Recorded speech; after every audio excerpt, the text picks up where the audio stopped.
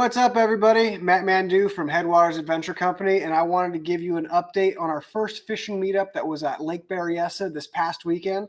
And it was fun. It was hot and heavy right when we started, and it died off pretty quick. But that is the spring bite where you can get into flurries of some really, really good fish. And what was nice is they were shallow and they were on reaction. So when we got there, it was forecasted to have some crazy wind, and lucky enough, we went out there, we chanced it, and it was pretty much glass. There was a small breeze, which was great. It was definitely wet. We all had our rain gear on, but there was 4 of us that went out there for our first meetup, and we got out and immediately there was a big pipe feeding into the lake, and it was pushing in the dirtiest water you could imagine. And all of the water over there was really dirty, but there was a hard line that was kind of fluctuating. So we were fishing along that, and we were fishing along, I don't want to even call it grass because it's not the kind of grass that grows in the water. It's more like a weed that grows on shore, and they're all dead and they're all brown, but the water's into that stuff as the lake has risen. And we were fishing the edges of those and the bank. We were really beating the bank, and right when we started, it didn't take long. I had a spinnerbait on and they didn't eat it, and I made a quick change. I got a lot of faith in a black and blue chatterbait.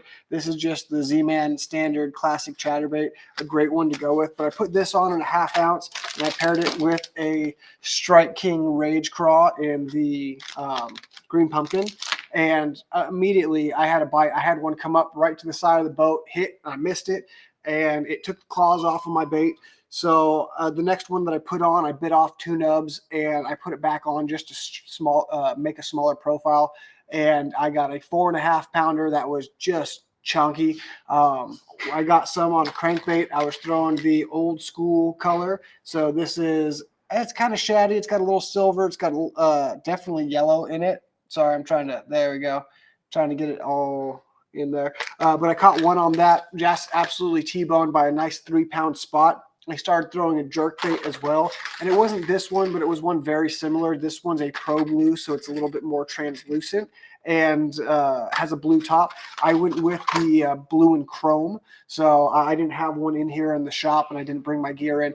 But the blue and chrome, and it had a little bit of an orange belly, just something to stand out in that really off-colored water. And I was throwing it was a Super Rogue, so it's also the larger size Rogue bait.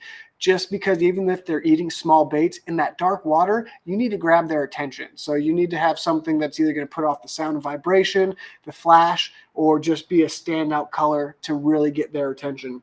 I will say I've talked to a few people about different tournaments. There was a tournament at Berryessa the day before, and that was one with 22 pounds, and that was won by beating the bank.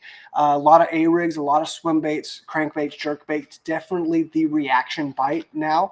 It's really turning into pre-spawn, and the water temperature was quite a bit warmer. We had, depending on whose fish finder that you looked at, it was 52 to 54. One of our guys out there had 56. So it depends on your unit, but regardless, the water's warming up. Up here around Shasta, we've got a lot of snow runoff. It's not going to warm up as quick, but even that was getting close to 50 when another one of our friends of the shop went out on Monday. They had nearly 50, and so they're going to be kicking off into pre-spawn too. They're going to be putting the feed bag on. So all of this reaction type stuff is going to be one of your best choices. With all of the dirty water we have coming in, black and blue is my first choice. If you were down by the Delta, I would do black and red, switch in between them. Up here, I haven't thrown a lot of black and red. I'm not going to tell you it won't work, especially with the dirty water. Instead of doing a black and red, I might do a really bright red-orange. Great crawdad imitator, and for one thing, it's putting off vibration, and they can see it. And that's the biggest thing in the dirty water. You want to make sure that they can see it or feel it.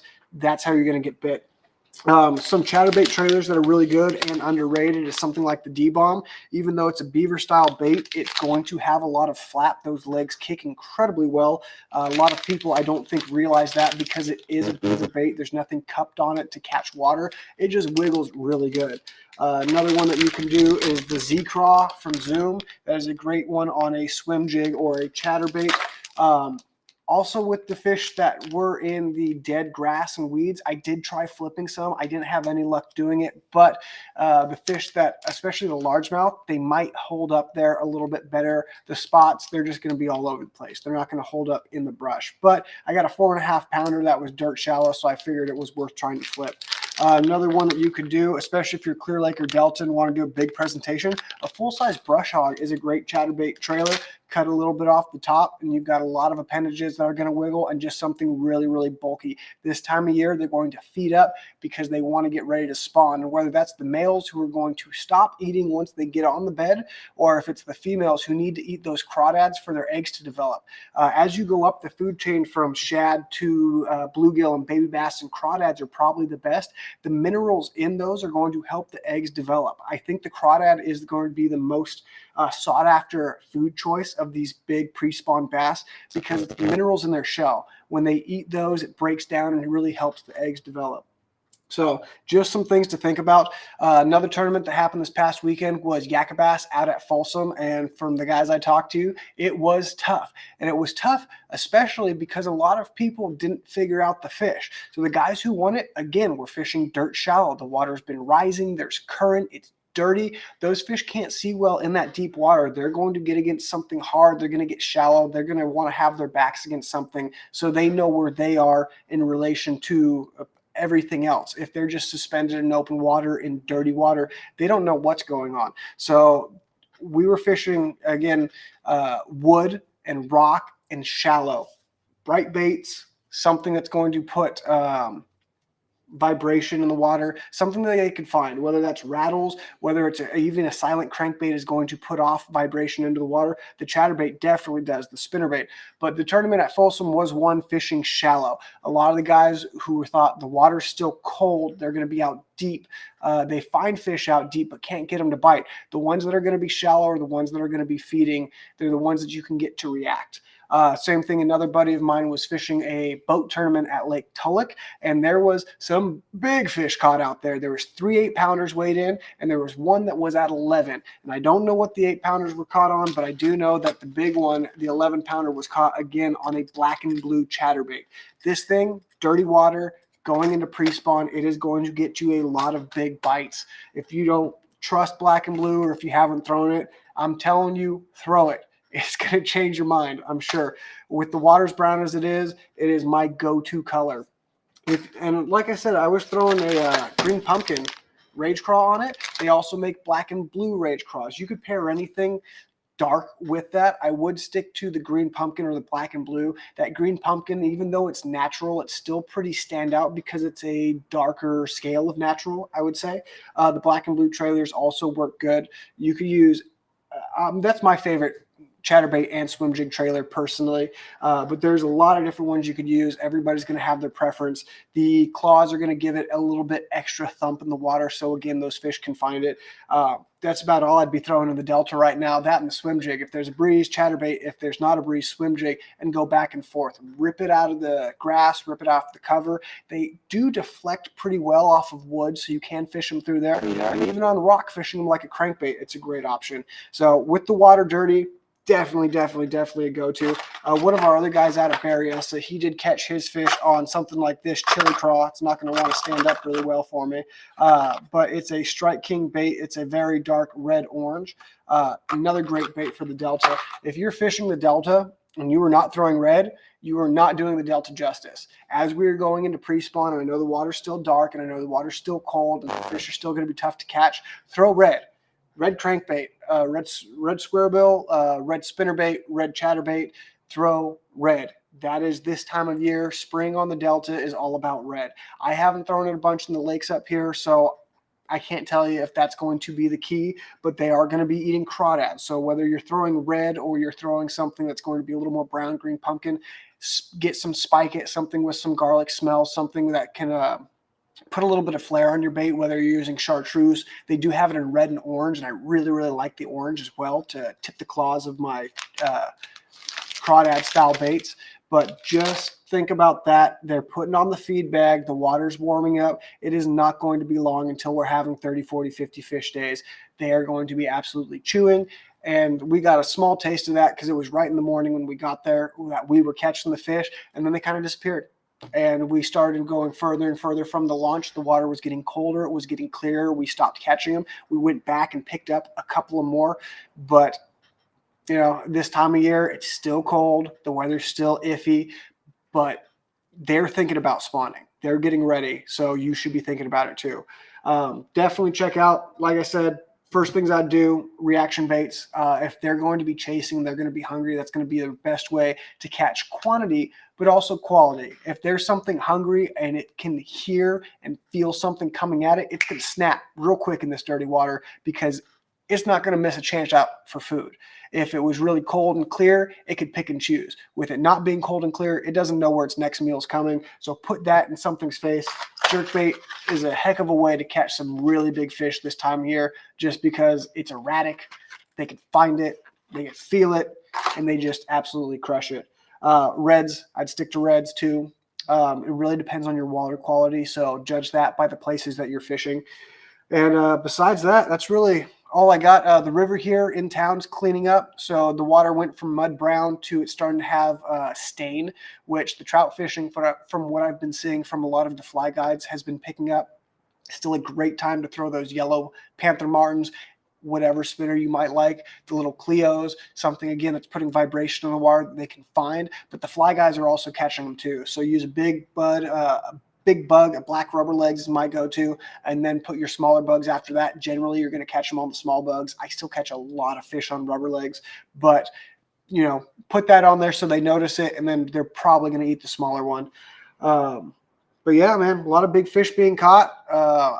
Start fishing shallow. I think we're going to be getting some more rain, but even today we're getting rain, but the weather's in the 60s. So hopefully, as long as it stays like this, the water's going to be warming, especially if you're getting away from the snow. Shasta, Whiskeytown, things around here, we're getting a lot of snow runoff. It's going to keep our water a little bit colder.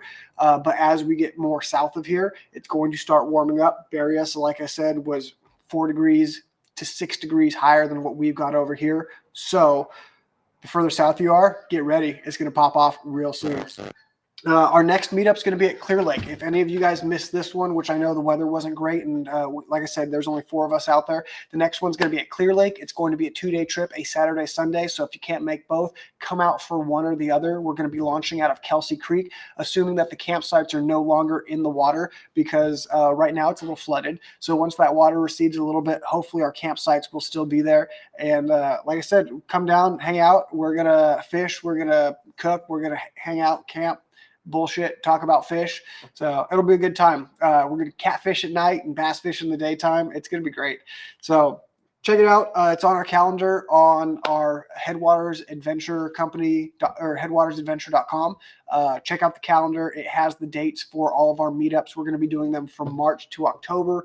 It's going to be one a month. So look at those if you're interested in finding some new friends to go fishing with, as well as learning a few things. That's the big reason we're going out. We want to teach you the techniques to get you bit, as well as finding some people to get out with, especially if you're not quite comfortable in your kayak or a little hesitant to go out by yourself. We got a lot of guys who do this a lot, a little obsessed, I'd say. But come out, learn something, make a friend. Just come hang out and get on the water. We can't wait to see you. So if nobody's got any questions, I don't even know if I have the chat open. Anybody questions for me before I log off? I'll give you a few minutes. I'll show off the Zoom craws. These are awesome one. The Z-Craw and the Z-Craw Junior.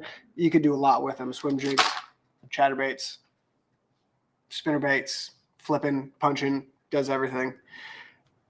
I know I got a handful of you guys watching now, but that's about all I got. So if nobody's got a comment, how do I catch more fish? You need to go out more. The more time you spend on the water, the more fish you will catch. Obviously, that's how you learn. You can't go out there every once in a while and expect to put a lot of fish or even a few fish in the boat every time.